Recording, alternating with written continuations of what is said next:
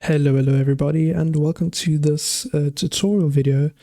I haven't made a programming tutorial in ages, and some of you who have been watching my channel for a while know that I originally used to make Delphi videos covering Delphi Pascal, but that was way back when I was in school, and since then a lot of things have changed, and I've since then been hired as a software developer using Angular at the front end.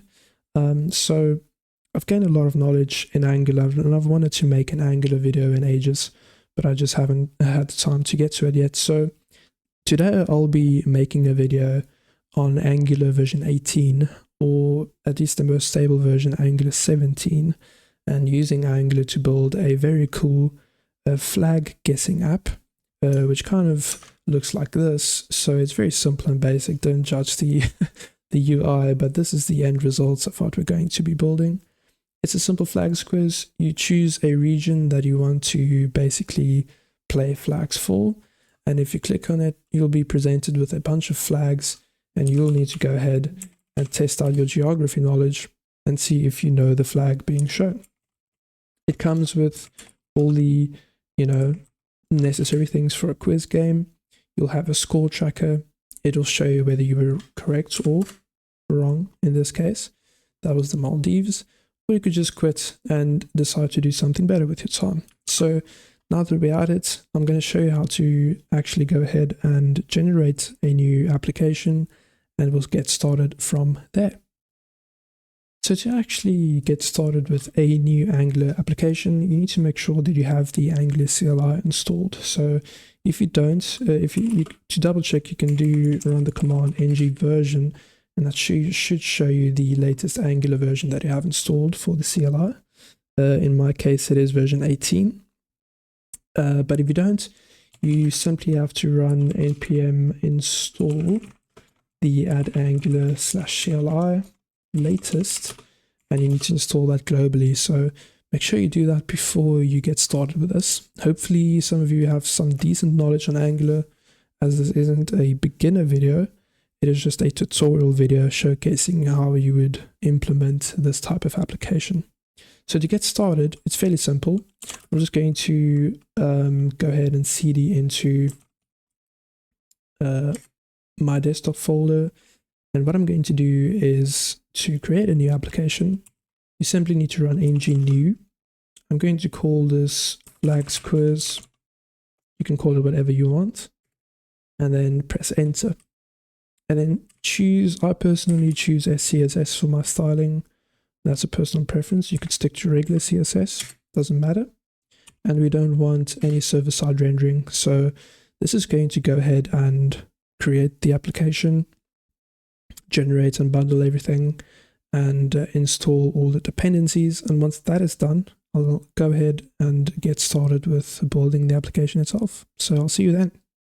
Okay, so after Angular has gone ahead and generated our new project, I'm actually going to go ahead and cd into the new directory it has made, which is quiz app, which is the name of the project. And to open that up in VS Code, you just need to type in code period, and that'll open up VS Code in that new project that you just made. So there we go, we're inside of it now. And just to test that it works, I'm actually just going to run ng-serve inside of that directory. And that should go ahead and spin up a server with the new application, and there it is. So at least we know it's working, and our app is ready to rock and roll. So I'm actually going to close out of this window like that. I'm going to go into the project, and I'm just going to clean up this boilerplate inside of the app components HTML. And that's where all of that existing boilerplate is, and it should be ready to go now with our own logic. So everything is cleaned up. So now that we're in this phase of the application, what I always do is just kind of figure out my data. So I've gone ahead and started up Postman, and I've entered the endpoint of the API that we're going to use to get the countries from. And if you send a GET request to this endpoint, you can see the data that is being returned. we get an array of objects, each object being a country, and each of those countries having a whole bunch of properties, of useful information. We have, for example, the common name. We have things like the country's code, lots of different things, the region, which is important. Different countries will have different regions. This one, for example, is in Oceania. That's along with other countries like Australia and New Zealand, etc. And this is all pretty useful information. A lot of this I don't need, not at least not for the application that I'm building. We can see that we do have a flag property, and we have these flags. This is actually really important because this is actually the link to the flag of this country. So that's pretty awesome. If we go and scroll down a bit more and find another one, here's Luxembourg, for example. If you go down to its flags and we open that up, there we go. That's the flag of Luxembourg. So we are able to actually get out the flags from this endpoint, which is amazing. So that's awesome. We know where our data is coming from. And from here, we can actually go ahead and start writing the front end logic to interact with this. So where I usually start is I write out my services. Services in Angular are basically classes that perform effects, side actions. They interact with, databases and, well, not databases, but APIs. And services are basically the hard workers of any Angular application. They do all the heavy lifting. So I'm going to generate a service, and I want to generate it under the services directory. And let's call this the flags service.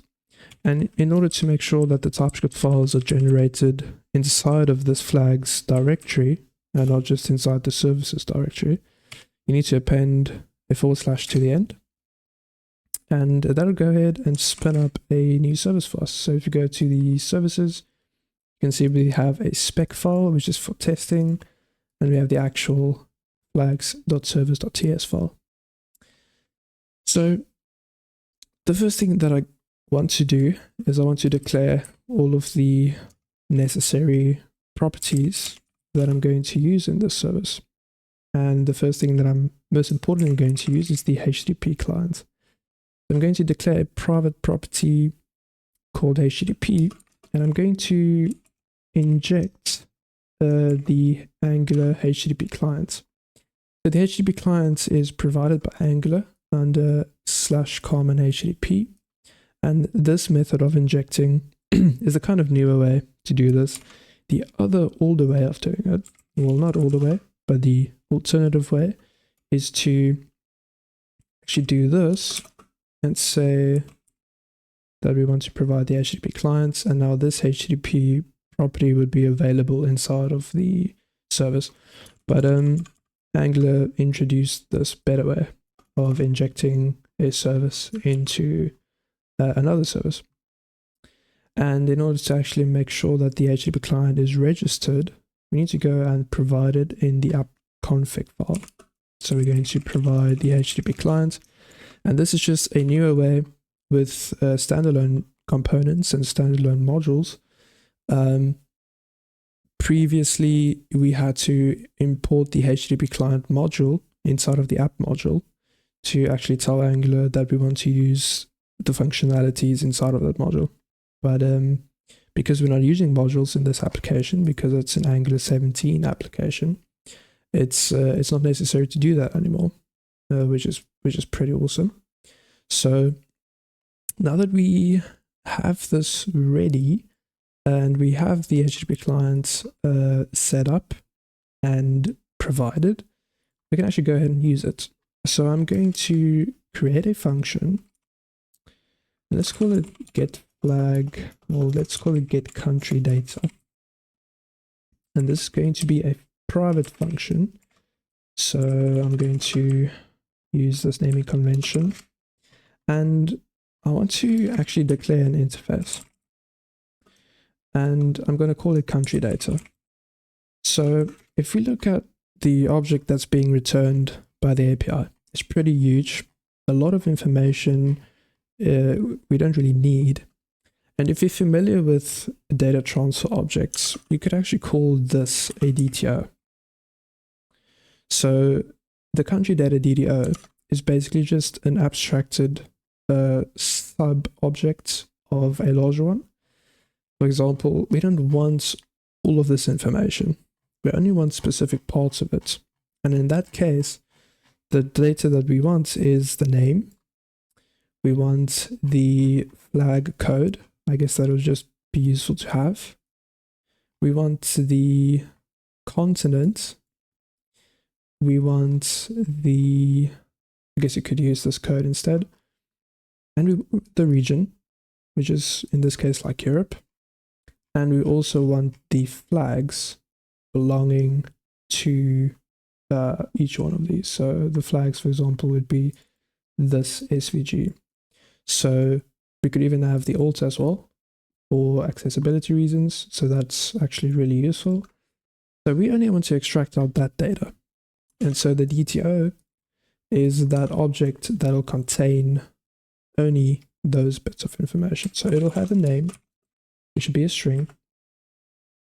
It'll have a code, which should be a string. It'll have the flag URL, which should be a string. It'll have the, let's guess, the region, or at least not the region, but the continent. I'll just keep it to region, and that'll also be a string.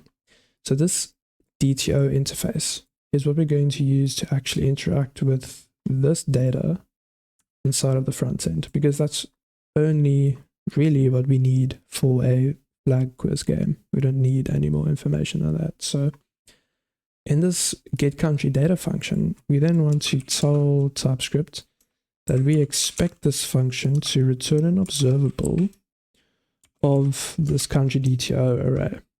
And the reason it's an array is because the data returned from this endpoint is an array, but we want an array of objects that look like this instead of this. So that's what that means. And it's going to complain for a while because we're not actually returning the right data. So let's actually do that so long. So we want to return this.http. So we want to use the HTTP service that we just injected over there. And we want to call the get function on it. Now the get function is a generic type, meaning it's generic, and we can actually provide the type that we want this to return. And for now, we're just going to keep it to any array, because I'm not going to go ahead and create interfaces for all of this. It's not really necessary, at least not in this case. So it's going to return an array of any data, and the endpoint is going to, the endpoint is going to be this. So that's the endpoint we're going to target. And this would work fine, because at the moment we're saying it's returning any array, although we are specifying this array. So we're actually going to get issues down the line with this. So to actually make sure that we get out only the data we want, we're going to pipe this request. Now this, as you can see, this get function actually returns an observable. And that means that we can pipe this observable. Think of a pipe as literally like a pipeline, and inside of that pipeline you can modify the stream of data as it flows through it. And in this case we actually want to go ahead and map it. So let's go ahead and import the map function from our XJS operators, and inside of this we're going to map out the countries. So we get out all the countries from making this request. And inside each of those countries, because we know that it is an array, we want to say countries.map. This is just standard JavaScript, nothing special. Each country, so map out each country, and return a new object that will only contain the DTO information. So that'll be the name. So the name is going to be the country. Let's just have a look here. name.common, it's country.name.common, like that. We want the code, we want the flag URL. Instead of PNG, I actually want this as SVG, and then we want the region. So now we have this setup, and it's actually going to work perfectly now, because this function is actually returning, this is returning this object. So if you want, I guess you could go ahead and say that this returns country data DTO. So we're saying that this mapping function returns an array of country data DTO, which means that this entire function, this mapping function, is returning country data DTO. And that means that this function is actually returning what we specified to return. So that is all good and fine. And then just for, just because why not, we can annotate this and say that function returns a list of countries with their flags. So this return an observable of type country data detail. So if you hover over this function now, you'll see that it actually annotates it. So that's some useful information for you. So now that we have this function ready, we actually need to go and use it. So what I'm thinking is, I don't want to let our components use this directly, but let's just go ahead and do that for now. So I'm going to go to the app component. I'm actually going to inject this new function, well, this new service that we created. And let's do this. Let's say flag service equals inject flag service. And I'm just going to import all the missing imports. So we're injecting this flag service just like we did with the HTTP client in this service. We're doing the same over here. And I'm actually going to create a constructor. And inside of the constructor, I want to call this function and subscribe to that data. But it won't work right now because it's private, so let's just make it public for now. I'm going to change that later. So this flag service, and then we're going to call that get country data function. And we're going to subscribe to it, meaning that now we want to actually take out the data that is inside of this stream, inside of this pipe, and use it. So we're going to pause this configuration object, and the next tells it that for each new data, for each new part of the stream, take out the data, which is the countries that we just specified, and we want to console log it like that. So we are calling the get function, taking out the data and logging it. So that's fairly simple.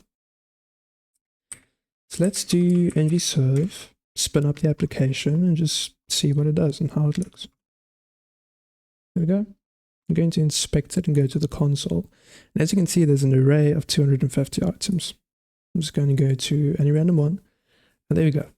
Now we have an array of all the necessary countries of the information specified by our DTO, which only contains this. So we've basically gone ahead and reduced this huge object down to this smaller one, as you can see. So now we have the code, which is ES. So this is España, which is Spain. We have the flag URL. If we copy that, put it in the browser, there we go. That's the flag of Spain. The name is Spain and the region is Europe. Wonderful. So now we have this huge array containing our DTO information. So that's really cool. So now we have that, and that's really useful because what we want to do now actually is go ahead and implement some sort of state management for this flag. So what you could do, for example, in the app component, say for example we only want to do this in the app component, we could specify a property like country data and say that it would be just any array for now and make it empty. And what we do inside of the subscribe is we take out that information. So we take out the countries and we'd say that this .country data equals countries.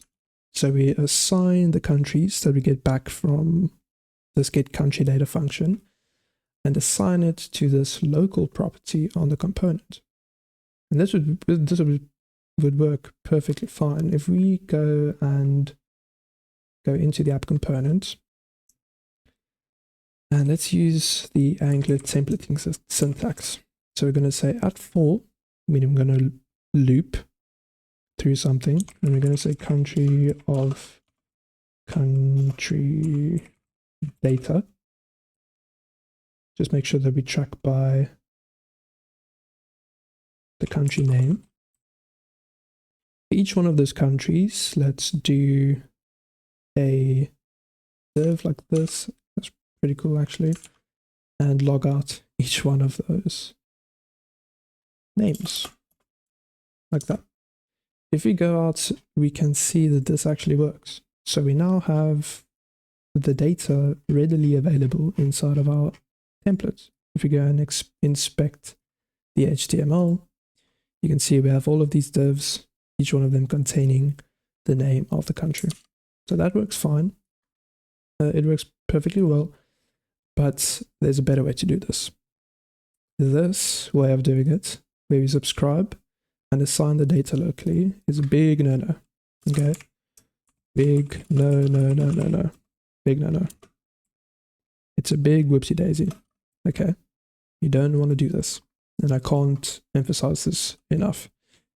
I guess for testing purposes, like we're doing right now, just to test out if it works, to see what we get back, it's fine. But if you actually want to go ahead, and if you're going to try this with any enterprise application, at any kind of job, it's a big no-no. You're going to fail your pull requests, your code reviews aren't going to pass. So the way that we are going to do this is by using state management. In state management, the definition of state is literally just this. Any kind of data that is used in your application is called state, and it's just a fancy word of saying data. So in order to manage our data more effectively, we need to use a state management system. Now you could use some kind of state management libraries such as NGRX, which is the Angular specific state management system that uses things like effects, reducers, and the NGRX store. But this is really complicated, and especially if you aren't really going to be building a huge application, NGRX state management is very, very overpowered. It's really overpowered. You're not going to need it. So it uses this idea where you have a central place, a central kind of database, you could say, inside of your application. And your components use selectors to grab out the state. And your components dispatch actions that basically tell reducers, which are just regular standard JavaScript functions, to take data from effects, which would be in your services, that interact with your database, and pull that data into the store that a component can use. So instead of using a fully fledged system like NGRX, we're just going to basically mock this with signals. And signals are a brand new kind of Angular tool. Well, not tool, but feature. And signals are just an easier way of working with state inside of the application. So we're going to leverage this instead. And it's very simple actually, and I'm going to show you. So we're going to first start off by defining an interface, yet again, for our country state. And what do we want to store? What do we want to store in our database inside of the application? And at the moment, it's just going to be the countries. And we need to specify that this will be a country data DTO array. So it'll be an array of countries that have these properties. And if you look at what we have, it's just all of these countries that we just used. Cool. Now that we've declared this interface, we can actually go ahead and use it. So what I'm going to do underneath our private HTTP, I'm going to declare a private property called country state. And it's going to be a signal, which I need to import from that Angular call. And it's going to be a signal of type country data or country state, like that. So this interface we just declared. And we need to provide it with an initial value. And it's just going to contain a country's property that'll be empty. So initially, when you just start up the application, this is going to be just empty and there's nothing going to be inside of it. But we're going to change that fairly soon. So what we're going to do now is we're going to declare selectors. Okay. These are basically these pods that take out the data in our state and actually provide that to the component, which is fairly simple to understand. So these are just going to be public properties, and I'm going to call this countries, because we just want to extract out tiny bits of state out of our main database, you could say. And this is going to be computed signals that derive their value from the state that we just declared. And we're going to extract out the countries. So we're saying that this public countries signal is a computed signal that derives its value from the state object and pulls out the countries inside of it. That's fairly simple. So that's what that does. And because it's public, that means that we can access this from any component or other service that injects the service. Because it is public, you can see that everything else is private, so you wouldn't be able to see anything else beside this one. So what we're going to do now is you're going to actually use the selector, well, not the selector, but the state itself, and take this data and insert it inside of it. And that's this part, basically, the effects part, where you have a service that interacts with an API, and the effect uses the reducer to put that back into the store. So let's go ahead and do that. Let's create our reducers. What we need to do, I'm going to put this as private again, because and this is going to throw an error, but that's fine. Let's just comment this out for now. We're going to call this function. We're going to call the subscribe on this, oops, not country state, get country data. There we go.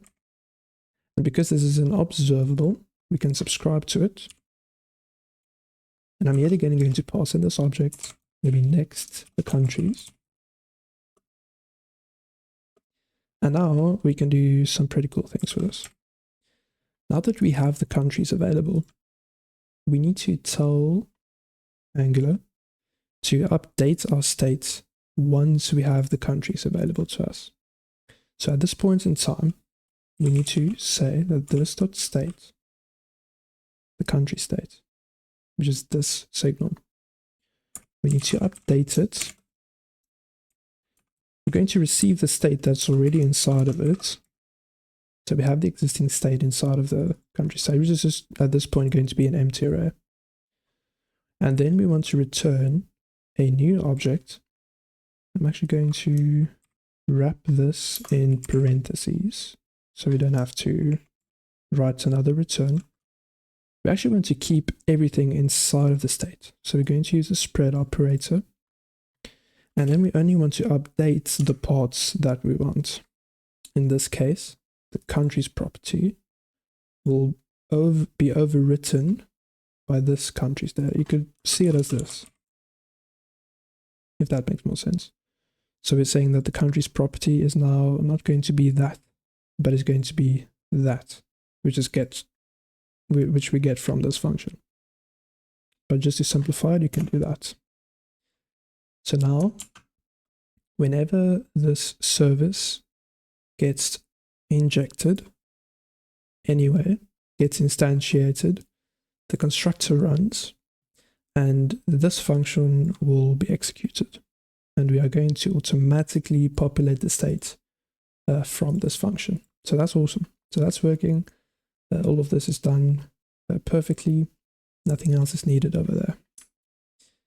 Now we can make use of our selector, just like in NGRX, to actually interact with the data in the component, because at the end of the day, that's what we want. We actually want to display something on the page.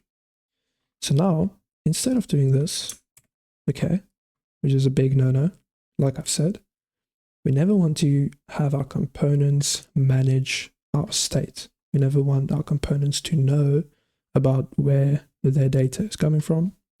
We want to abstract that away. Just like you don't have to know how a computer works, you just need to know how to use the operating system that's built on it. We never want to actually be worried about how the computer manages its memory or anything like that. We never want to do that. We're going to remove this completely. I'm actually going to take out the constructor as well.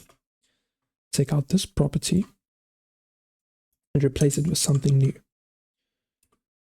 Let's call this countries, the brand new property. And we're going to assign it to this.flag service. And notice that when I access the flag service, the only thing available is that public countries signal of country data DTO. And there we go. And that is all we need. That is all we have to do for our components. You need to remember that your components should be dumb. Components must be dumb. Your components should never worry about where the data is coming from. They should just be aware that it is there to use. In this case, this component knows it can use the countries wherever it wants to. So now let's update this. Instead of this being country data, it'll be countries. And because it's a signal, you need to invoke it with parentheses. Like that. Need to add that. Oops. There we go. And now that error goes away. So now it'll work exactly the same. It'll yet again print out all the names of the countries. But the benefit is our app component now doesn't have to worry about the data. It can use it in the signal, and we can now do anything we want with it. Doesn't matter what. So let's do something different. Instead of logging the name, let's do this instead. And this is where this gets really cool. Because we have this flag URL inside of the country data, we can actually use that inside of an image. And I'm going to use property binding. And I'm going to bind to the source of the image. And I'm going to give it the value of the country and its relevant flag URL. So that means that every image for each country will use that URL that we just put into it to actually display the flags. So that's really cool. So that's really cool. I'm just going to give it a width property to 200 pixels just to make it better. And there we go. Boom. Now we went from having nothing to actually showing all of the flags in our application. So our flag quiz app is actually showing some flags. So we're actually making some progress. That's really cool. So that's really awesome. We now have the ability to display the flags in our UI. So we are making some decent progress. So now that we have this, we can go ahead and actually implement the logic to use the flags and do some really cool calculations with it. So let's get started with that. Okay, so now that we have our flag service ready. It's fetching all the data that we need from the API, and we're putting that into our country DTO, which is this one. I want to make one small modification. Usually when you go to a website, you will see a small loading spinner that will indicate that data is being fetched, and it just makes the user experience a bit more interactive, and you're actually telling your users, just hold on a minute, we're just fetching some data, so they don't stare at an empty screen.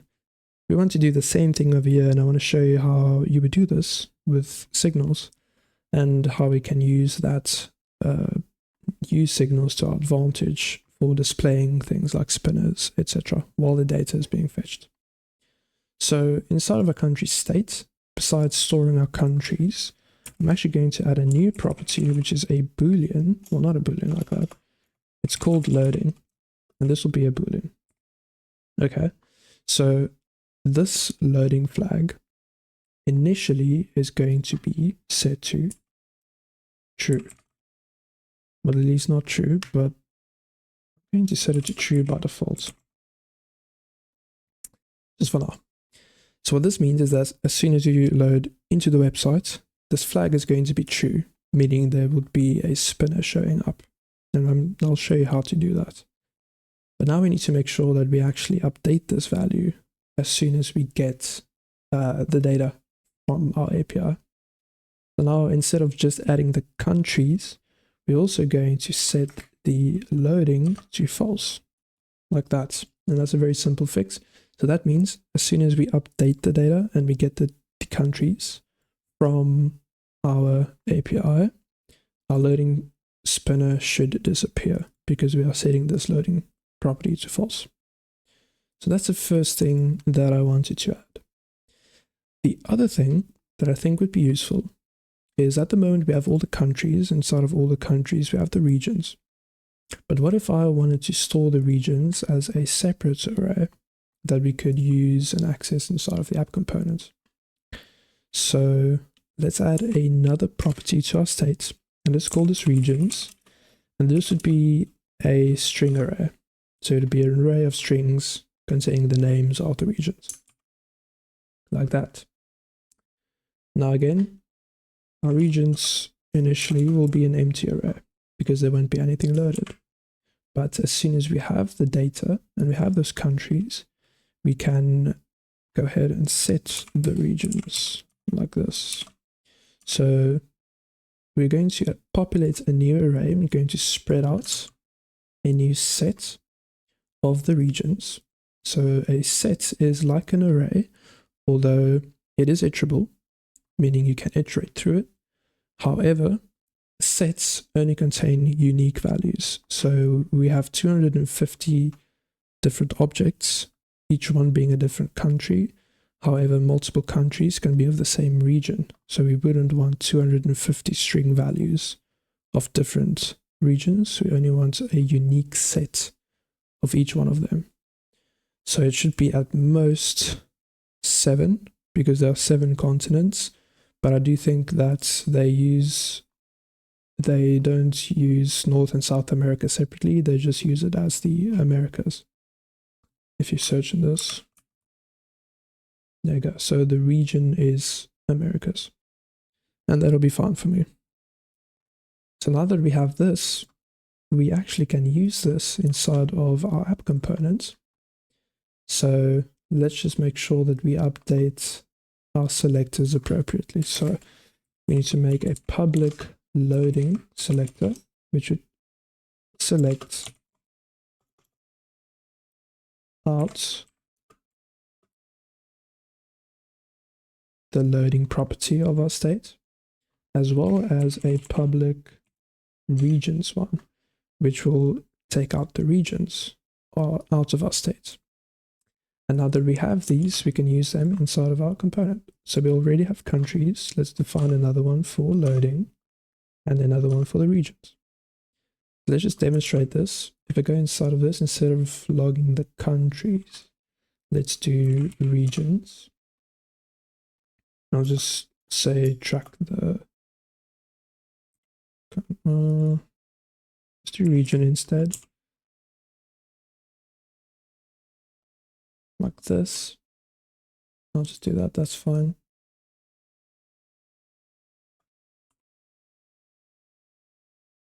Let's log out the regions. So they should be at most 6. There we go. So now we have Oceania, Europe, Africa, Americas, Asia, and the Antarctic. So that's really cool. Now we have all of our regions, which is cool because we can ask our users what regions they want to play with.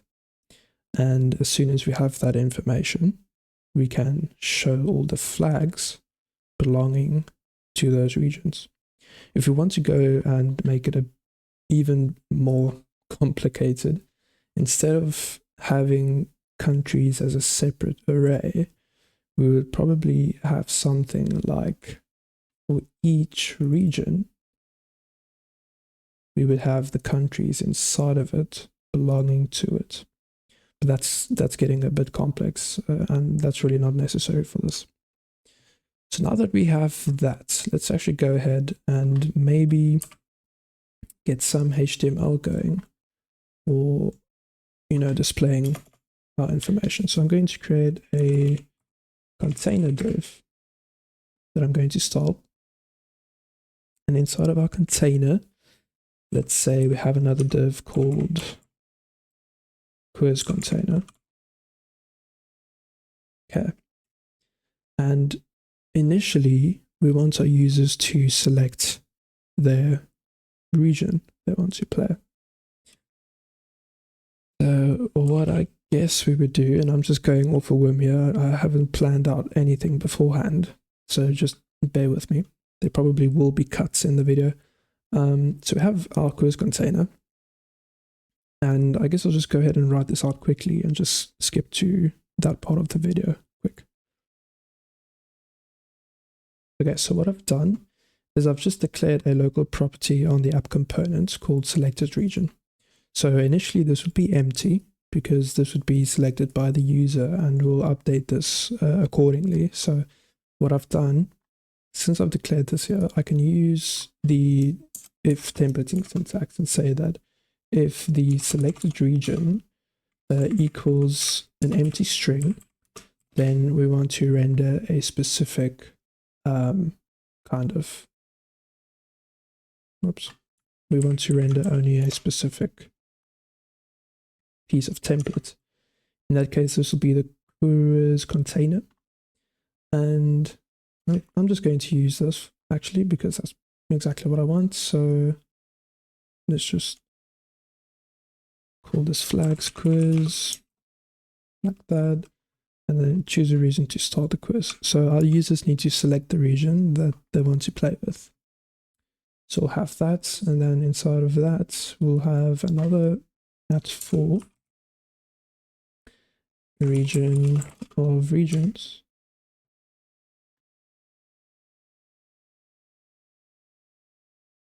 Like that.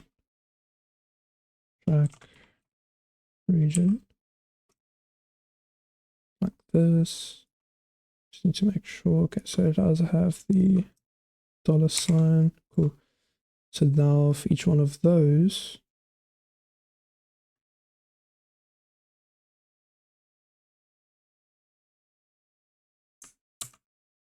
we want to render that. Cool. So we're going to do that class region click. So let's define a click function. So once the user clicks on that region, so on region click,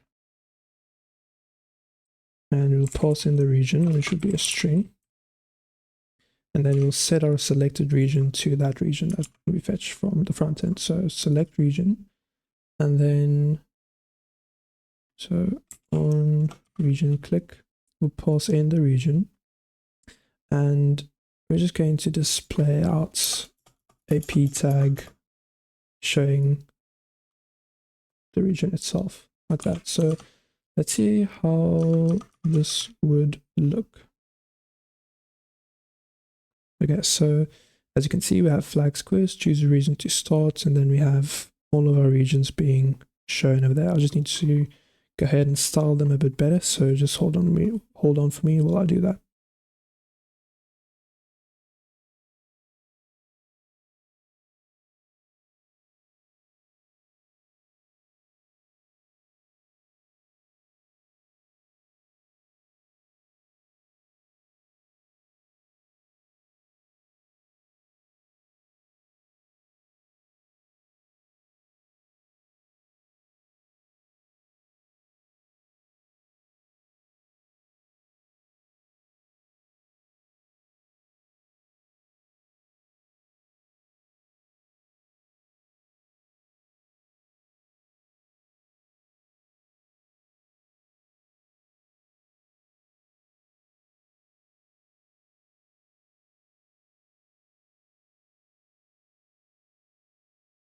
Okay, so I've gone ahead and written out the necessary CSS and some of the templates. So let me just explain this a bit. So we have the container, the main container div, and I've just added a padding of 2 rem to that just to give it a bit more space.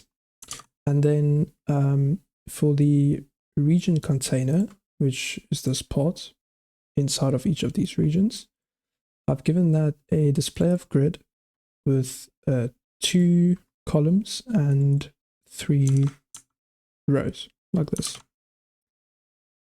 Sorry, 3 columns and 2 rows. And then on each one of those divs, I've just added display of flex just to center the text.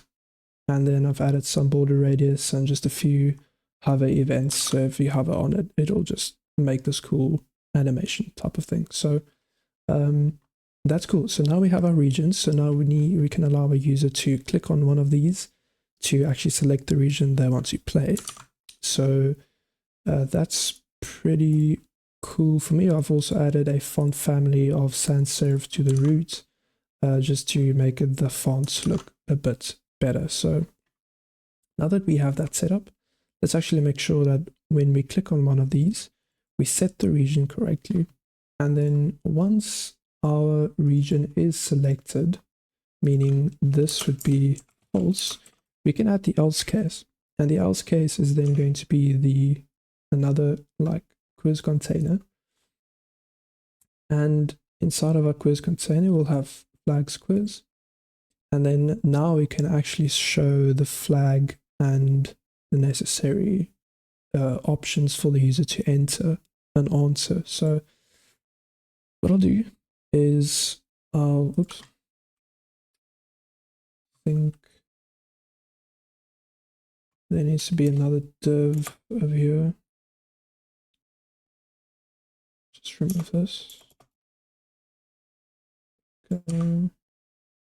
This else statement and then that.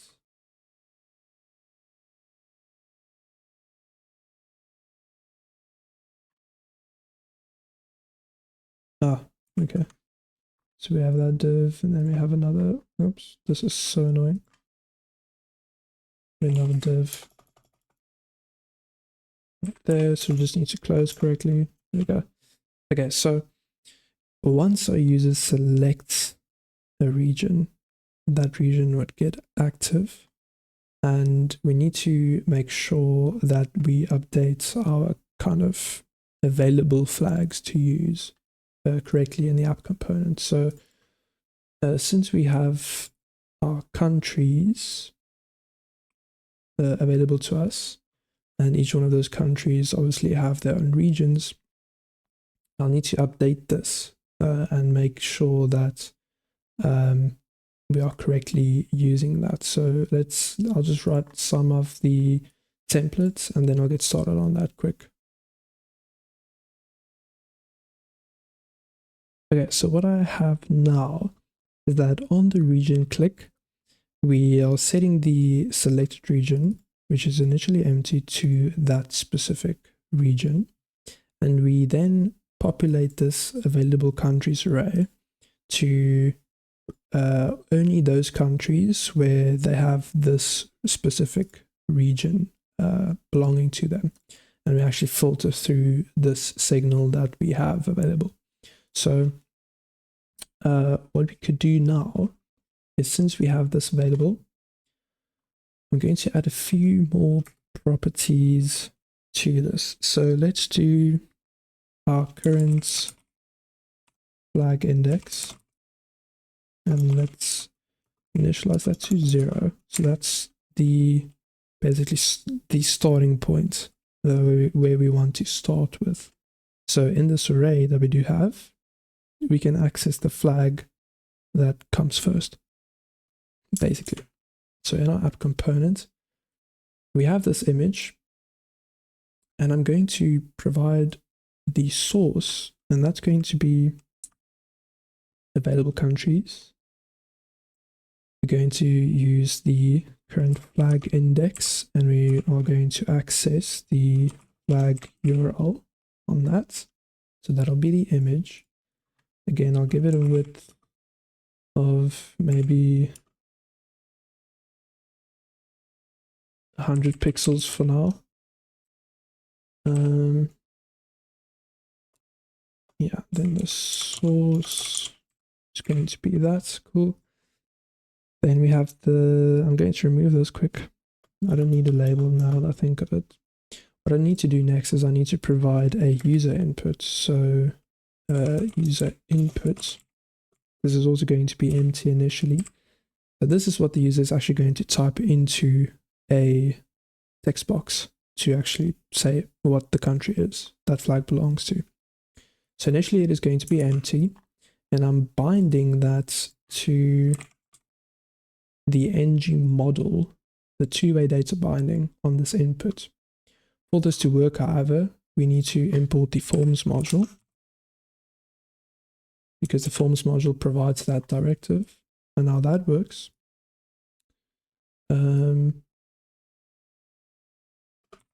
let's say guess the flag as the placeholder, and on keyup.enter, so whenever the user presses the enter key, I want to check their answer. And I'm actually going to remove this because I don't want that. And I'll have the feedback underscore over there. Okay. So let's define this check answer function. And this will run whenever the user actually goes ahead and clicks check answer. Okay, cool. So check answer.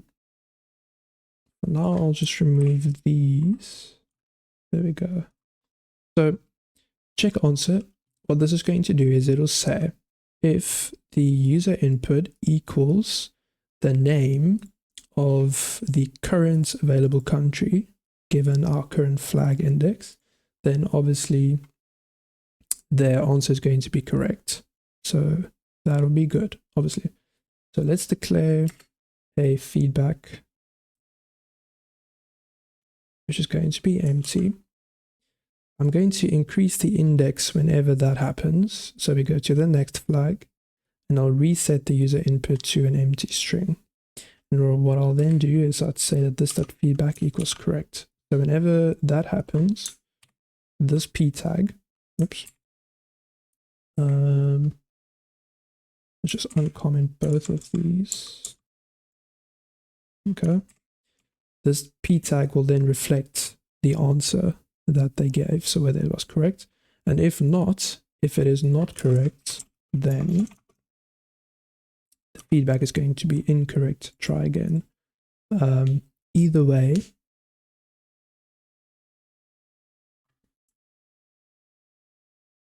I want to increment the flag index, whether they were right or wrong, doesn't matter. And I want to set the user input to an empty string whenever that happens. I do, however, want to set a timeout on this. So just to give it a bit of a delay, I'll do set timeout. I'll give it a delay of like 1 second, just so they can see what's going on. And in that case, whenever that happens, I'll do that. Okay, so let's choose a region. I'm going to choose Europe. And first off, we can see that this is the flag of Iceland. So that is loading an Iceland flag, which means that is in Europe. If I guess Iceland, it's correct. And then it'll go to the next flag. So you can see that this isn't being updated though, so we need to go ahead and fix that. So let's actually go back in here and do a bit of improvements.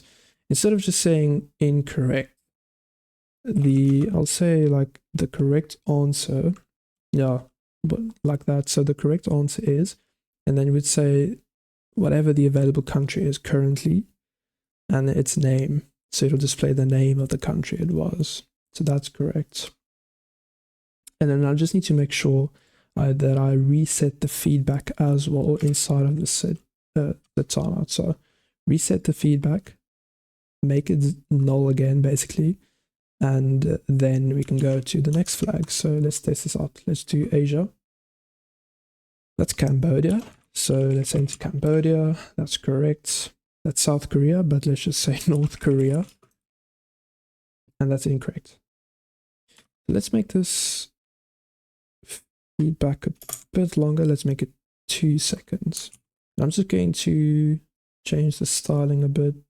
I don't like how it's all the way to the left over there. So let's do... so we have this. Let's give it a...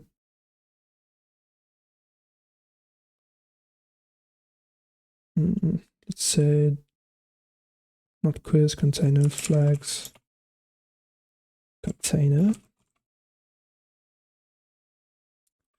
And I'll just put all of this inside of that, like that. And I'll just go ahead and style that quickly. So we'll have a inside of our container. That's the region container. We don't want that. So we want our flags container.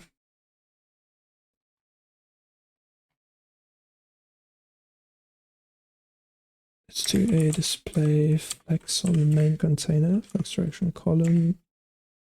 Let's do a line content center, justify content center. Let's just see how that looks.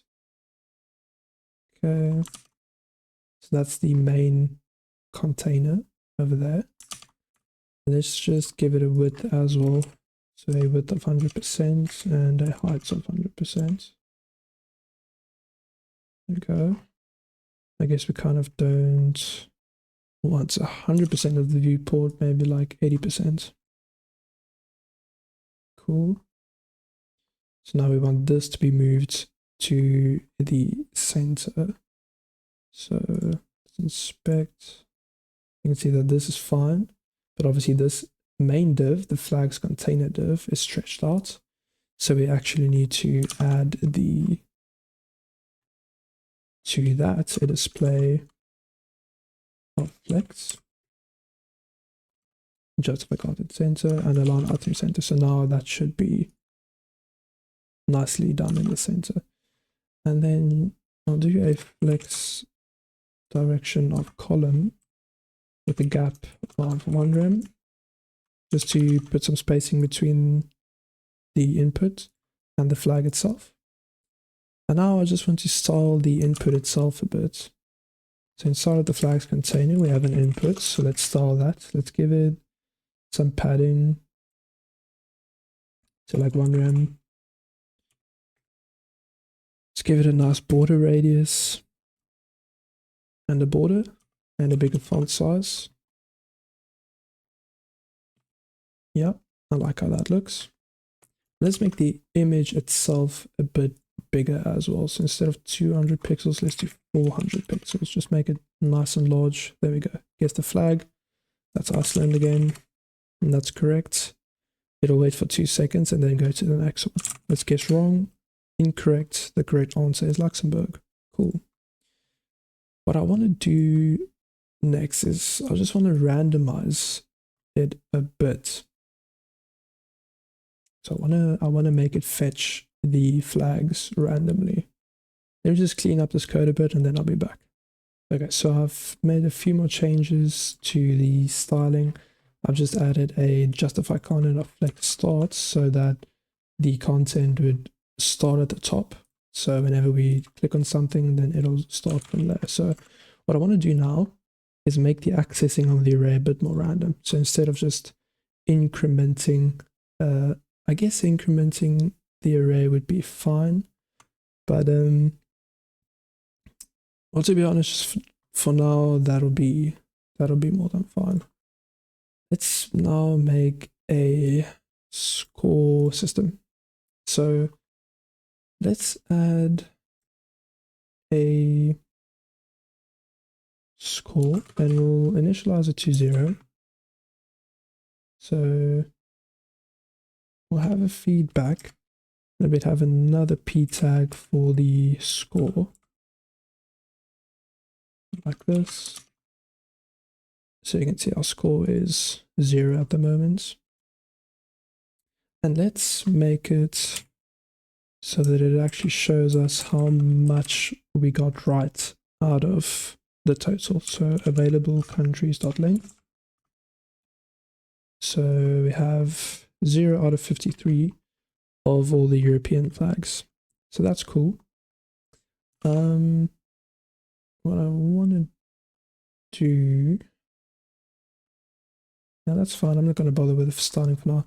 So whenever we get an answer correct, we want to increment the score like that.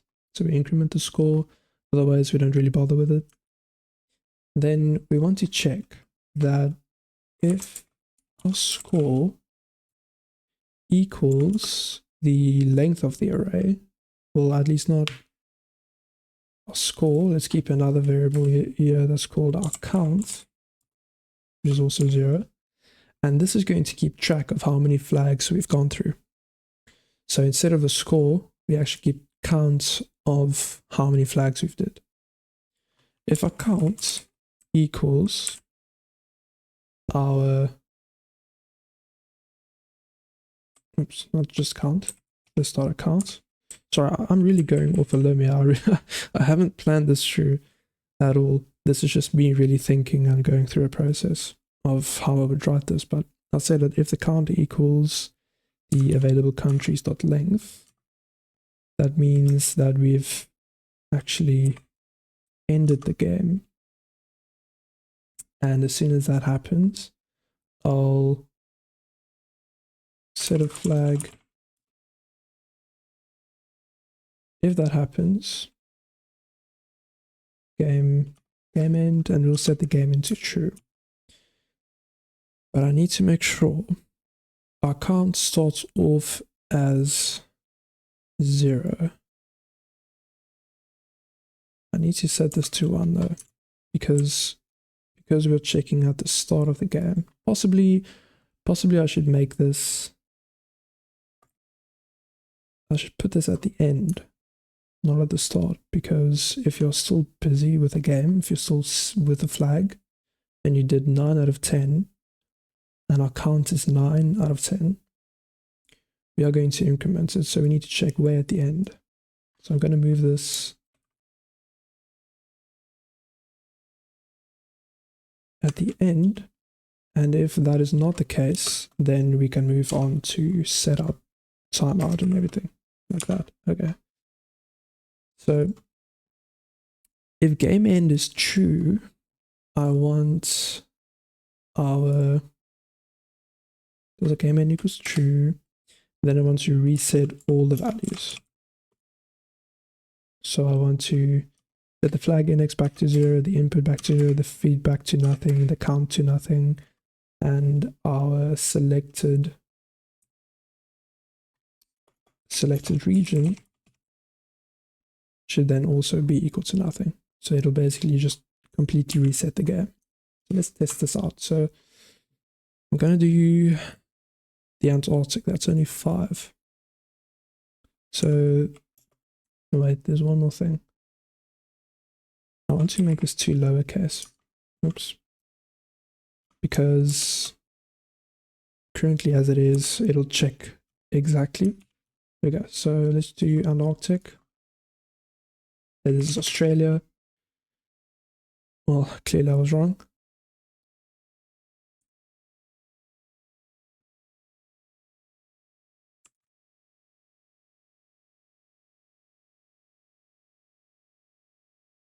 Okay, so this should be the last one. So we've done that. The game should end now. It doesn't go further.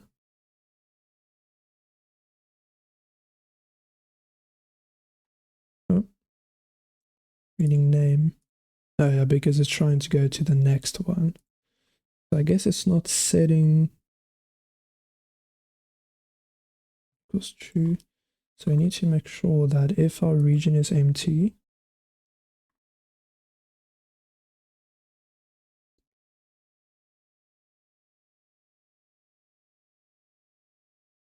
oh, we never actually incremented the count. That's right. So feedback is correct that we need to increment the count then.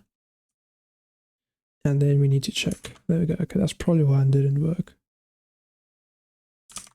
Let's try that again. So let's do Antarctic. That's 1, 2, 3, 4, and 5. There we go. Okay, so it does actually reset to the end, but I guess I should wait and actually do that anyway in the set timeout and check in the set timeout if the game should be finished instead of doing it in the if else. So let's take out this. Let's do the set timeout. And inside of that, check.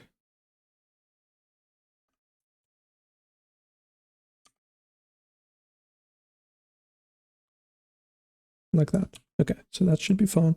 It should work now. Okay, cool. So let's try actually and see if we get some of these right. So let's do Europe. So this would be Iceland, and just double check that the score increment, so that's right.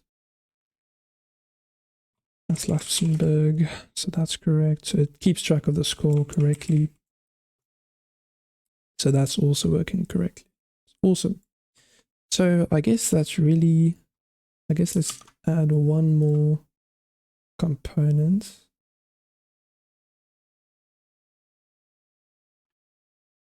Let's add another button. Let's say quit. So if the user wants to quit, then I guess, yeah, that should be, we're going to bind to the click events and we're going to assign it a value or a function on quit click. There we go. Need to put that in. That. Okay. Let's define this function, and I'm actually going to improve this code a bit as well. So on quit click.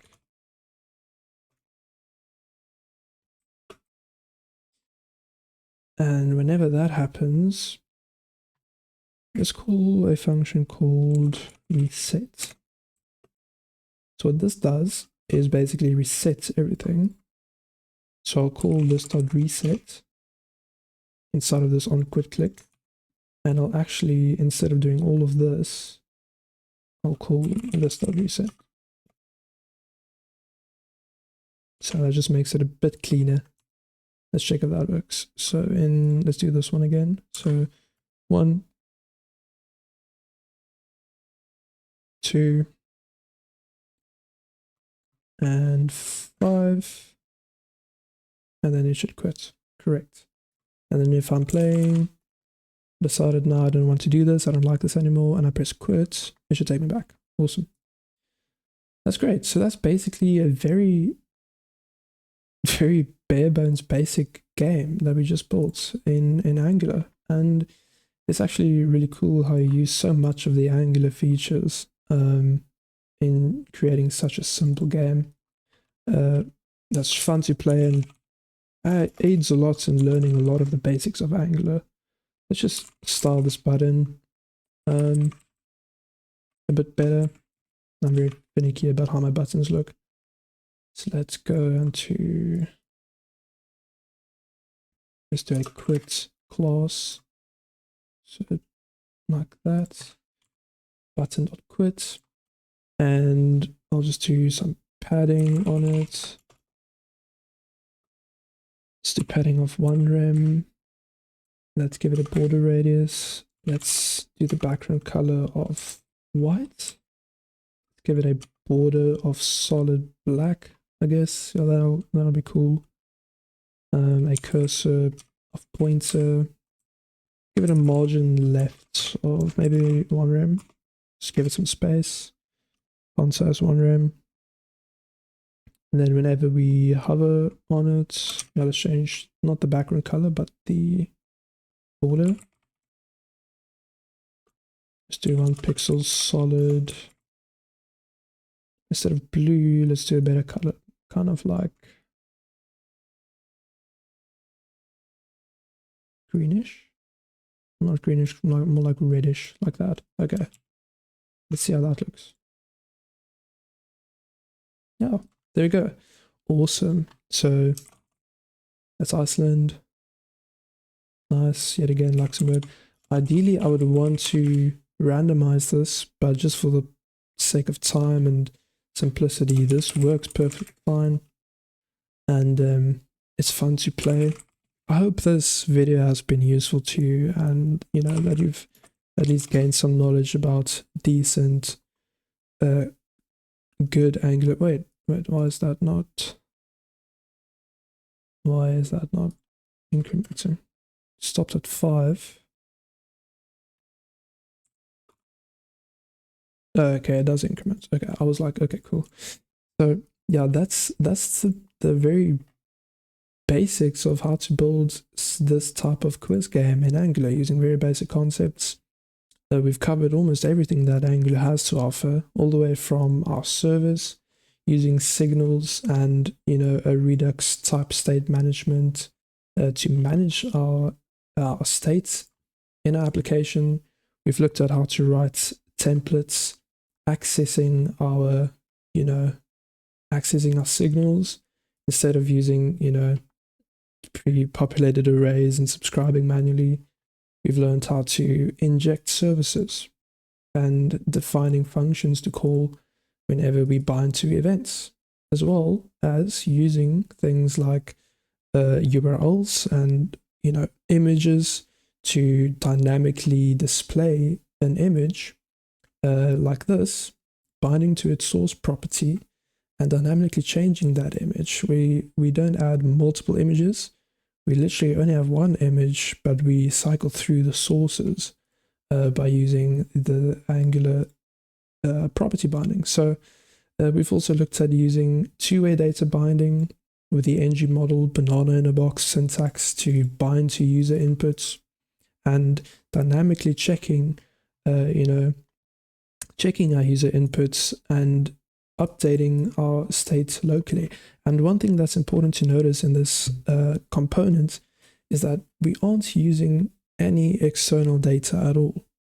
The only state that this component is using is all generated locally, and it's used by this component itself, and we aren't actually setting any state on this component that is not generated by itself. So that's the power of using signals in your templates to actually dynamically build applications just like this. And I really hope that this has been useful. I will probably make another video, if this video does well, about more complex Angular features. Then we'll cover things like routing, adding multiple pages. If you click on a region, it'll actually navigate to a different route, for example, Europe, and it'll display a different component. We could do things like interceptors, security, all of that. So please do let me know if this video was helpful to you, and which I really do hope it was. And yeah, I'll keep track of the comments. I'll add a few links in the description to help you out. And that's really simple. I hope you followed along, and I hope that you were able to build something similar, possibly even better than this. And if you do, please do tell me in the comments.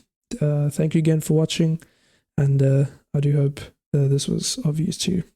Cheers.